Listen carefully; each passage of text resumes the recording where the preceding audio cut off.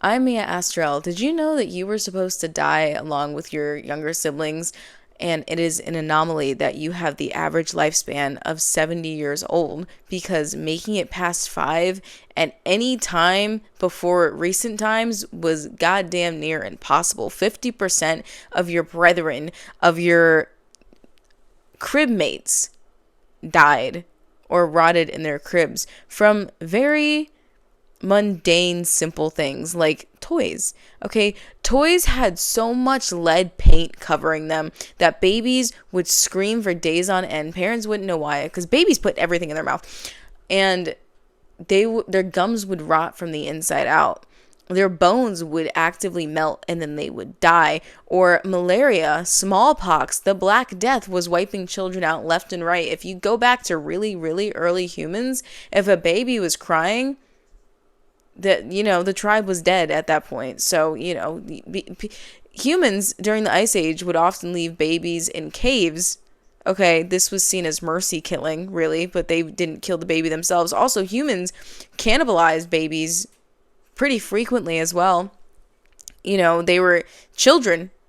I mean, were just kind of easy to get a hold of when the mammoth wasn't there. They were seen as sort of these not too important expenditures. The second you could walk or carry something, you were. And children and women were often sacrificed so relentlessly. I mean, hundreds of thousands of children were sacrificed. Children were so easy to get a hold of, according to our ancient ancestors, because they weren't putting up a good fight. There's one story that actually comes to mind with this that I want to talk about. This is why I'm sort of getting into this. So, August 16th, 1980, the Chamberlins went on a camping trip. The Chamberlins involved Michael Chamberlin, Liddy Chamberlin, and their three kids, Regan, Aiden, and Azaria. Now, Regan and Aiden were the two young sons, and Azaria was a 9-week-old baby. So they were going on a trip in Arulu, and it was a very mundane, simple, boring trip. I mean, they were just exploring, looking around. They were talking to a couple of locals, a couple of haunted stories, nothing big. They were a relatively religious and boring, kind, tight-knit family. They were just your average nuclear home. And the first day, they went about exploring. They did some sightseeing. They talked to locals. It was nothing fun. They made some friends with other families in the area. And the second day, they did much of the similar things. But around 8 p.m., Liddy put her son, Aiden, to bed, along with her infant daughter, Azaria. And she went to, the tent that was fucking feet away from her. In a tent that was feet away from her. And after doing this, she just went and she chatted with, her husband and her other son and the other families in the area at the communal barbecue. And after a little bit, she heard her baby start to cry. And she was like, okay, let me go check on my baby. She walked back to the tent and she saw a dingo leaving this tent. So she started screaming frantically, a dingo's got my baby. Oh my God, a dingo's got my baby. So everyone started rushing over. And when she opened the tent, her baby was gone, just completely gone.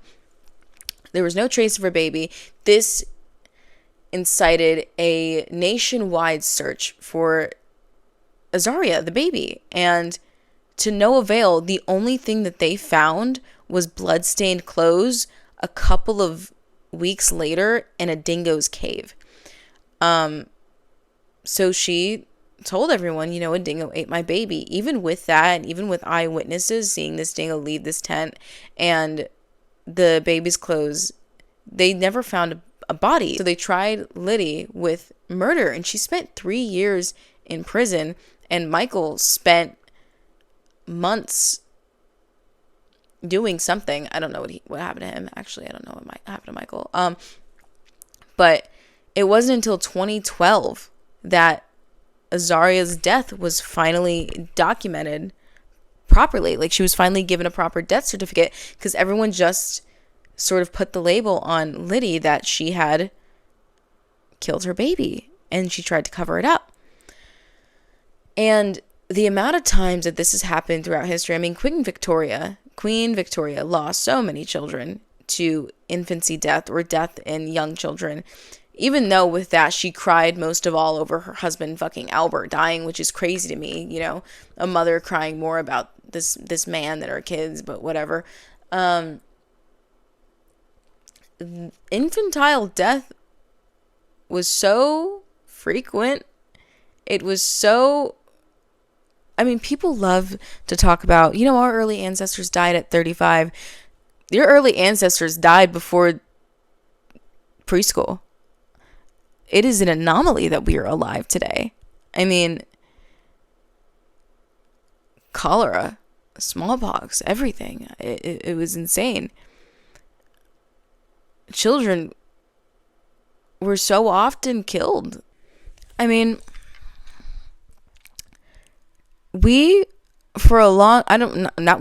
but it was believed for a very long time that babies couldn't feel pain. So they were often ignored while crying, beaten pretty relentlessly, and not given any form of anesthetic during surgeries, which is disturbing for so many reasons. Not only that, but we didn't believe in cleaning babies' bottles. And babies' bottles were also set up in a way where we could not clean them for that reason, because we didn't think that we needed to. We thought that, you know, the baby drank all the milk, it's fine. The bacteria is good for them. Whatever's in there is good. It's good. It's fine.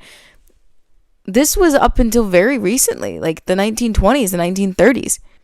In ancient, medieval, and modern societies, estimates show 30 to 50% of children died before their 5th birthday. In some regions and time periods, it was closer to 60. Also, children would die from famine before they were, you know, even old enough to have been born yet. Mothers being sickly and starving during famine would give birth to sickly babies that would then quickly die. Mothers could not produce milk to feed their children. And do you know why the chainsaw was invented? To help with childbirth. Faulty births killed children often, and mothers often. All the history behind our medical knowledge of birth and pregnancy, most of it comes from black women slaves, which is absolutely awful. Also, did you know babies were often not named for months? For months. Because they were presumed to die pretty quickly. I mean, ring around the rosy, pocket full of posies, ashes, ashes, we all fall down. So some cultures waited over a year to name a baby because they presumed that they would just be dead. Most graveyards, like old Victorian graveyards, are filled with babies. There's so many infant graves. If you go walking around any old cemetery, you're going to find that most of them are babies. Not only that, but people often didn't want to waste time burying a baby because they knew that they were going to die, so they would just sort of shove them under floorboards. Death records from the 1600s to 1800s, you'll often see teething, convulsions, weakness, or failure to thrive as the listed cause of death for most babies, when what actually killed them was infections, dehydration, malnutrition, opiate-laced medicines, mercury or lead remedies, fever-induced seizures. But adults genuinely believed that teething could kill a child. So babies died screaming, feverish, poisoned, and history just shrugged it off as their teeth were coming in, though. So, you know, that sucks. Sudden infant death is so common, it's literally just called sudden infant death. Also, if a mother couldn't produce milk, the baby would probably die, because before filtered water and clean, you know, baby formula, clean is subjective. If a mother could not produce milk, the baby would die. I mean, like, animal milk would lead to, in deadly cases of diarrhea. Also, families would often abandon their children because they had no secure means of taking care of it, and abortion really wasn't seen as a thing that was acceptable or allowed or medically capable back then. So those babies would often die within days of being abandoned. Like 90% of those children would die within days. These hospitals that would take them in became so associated with death that People would often call the hospitals waiting rooms for heaven. Ancient parents expected their babies to die, and parents often had replacement children with the same name as a deceased sibling. Graveyards show multiple infants from the same family buried together. Some cultures believed infants were not fully human or ensouled until survival milestones. Now, this wasn't cruelty. This was just culture and a lack of knowledge and understanding from our early human ancestors. Also, modern childhood survival is an extreme historical anomaly now. The most creepy fact is that the idea that most children now live is less than 150 years old. Okay, let me phrase that in a way that makes sense.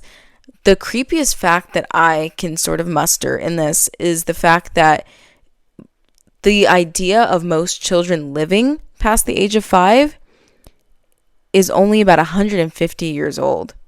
So about 150 years ago, they were as good as gone before the age of 5. Their brain instincts and ancestral trauma evolved assuming child death was normal, and humans are not psychologically built for near zero infant mortality, which is why infant death feels uniquely unbearable. It hits something ancient and primal inside of you. Rockabye Baby was about a king, by the way. They were hoping that he would die. When the wind blows, the cradle will rock. When the bough breaks, the cradle will fall. Down will go baby, cradle and all.